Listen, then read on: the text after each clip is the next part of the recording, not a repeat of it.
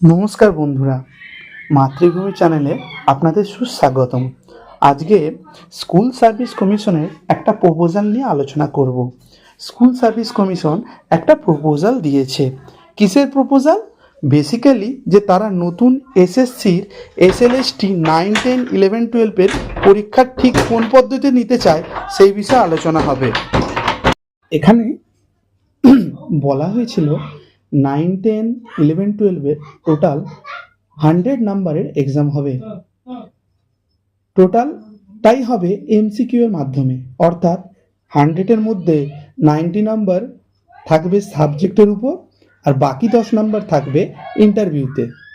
এটা হচ্ছে আগের প্রপোজালে দেওয়া হয়েছিল নতুন এক্সামের জন্য, এবং সেখানে নেগেটিভ মার্কিংকে অ্যাড করা হয়েছিল। আগে স্কুল শিক্ষক নিয়োগ পরীক্ষায় নেগেটিভ মার্কিং ছিল না। এরপর থেকে যে নতুন এক্সামটার প্রপোজাল দেওয়া হয়েছিল, মানে 1 বছর আগে, তখন তারা নেগেটিভ মার্কের জন্য ইন্ট্রোডিউস করেছিল, অর্থাৎ 90 মার্কসের এমসিকিউ হবে সাবজেক্ট বেস। সাবজেক্টের ওপর যে এমসিকিউটা হবে সেটা এমসিকিউ বেস ওপর 90 নাম্বারের হবে, এবং সেখানে যারা পাস করবে তাদের 10 নাম্বারের ইন্টারভিউ হবে। ইন্টারভিউতে কিন্তু একাডেমিক উঠিয়ে দেওয়া হয়েছিল, মানে আগের যে প্রপোজালে দেওয়া হয়েছিল একাডেমিক রাখা হয়নি, 5 নম্বরের ডেমনস্ট্রেশন ছিল, অর্থাৎ টোটাল 100 নাম্বারের উপর ফাইনাল মেরিট লিস্ট তৈরি হবে, এরকম প্রপোজাল দেওয়া হয়েছিল। কিন্তু যেহেতু কোর্ট থেকে বলে দিয়েছে 31 ডিসেম্বরের মধ্যে নিয়োগ কমপ্লিট করতে হবে, অর্থাৎ কোর্ট থেকে বলেই দিয়েছে 31 ডিসেম্বরের মধ্যে এসএসসিকে এটা পরীক্ষাটা কমপ্লিট করতে হবে, সেহেতু ইন্টারভিউটা রাখলে এই প্রসেসটা অনেকটা লেন্দি হয়ে যাবে। সেই জন্য এসএসসি স্কুল সার্ভিস কমিশন আজ থেকে 10 দিন আগে নতুন একটি খসড়ার মাধ্যমে প্রপোজাল দেয়।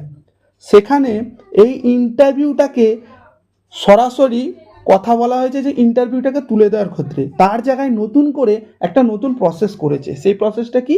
পিটি, অর্থাৎ প্রিলিমিনারি টেস্ট অ্যাড করা হয়েছে, নতুন খসড়ায় পাঠানো হয়েছে। সেই আদেশ অনুসারে একই দিনে দুটি এক্সাম হবে। প্রথমে প্রিলিমিনারি টেস্ট হবে, অর্থাৎ পিটি হবে। তারপরে নিজের সাবজেক্টের টেস্ট হবে, অর্থাৎ যার যে বিষয় সাবজেক্ট আছে, অর্থাৎ পিটি হবে 100 নাম্বারের এবং সাবজেক্ট টেস্ট হবে 100 নাম্বারের, দুটোই কিন্তু এমসিকিউতে হবে। এবার কমিশন থেকে একটা নম্বর দেওয়া হবে, সেটা পিটি কোয়ালিফিকেশনের জন্য, যেমন অর্থাৎ 40% বা 45% তারা বেঁধে দেবে। এটা পেলে তারা পাস করবে, সেটা শুধুমাত্র প্রিলিমিনারি টেস্ট কোয়ালিফাইয়ের জন্য, পিটি এর জন্য।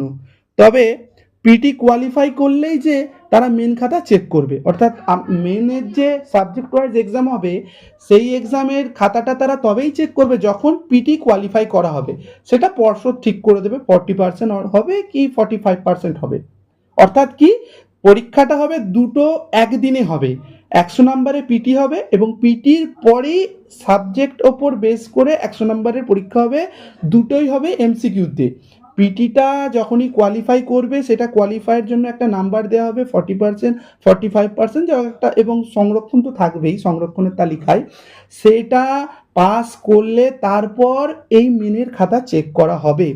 কিন্তু ফাইনাল মেরিট লিস্ট পাবলিশড হবে নিজের সাবজেক্টের প্রাপ্ত নাম্বারের উপর।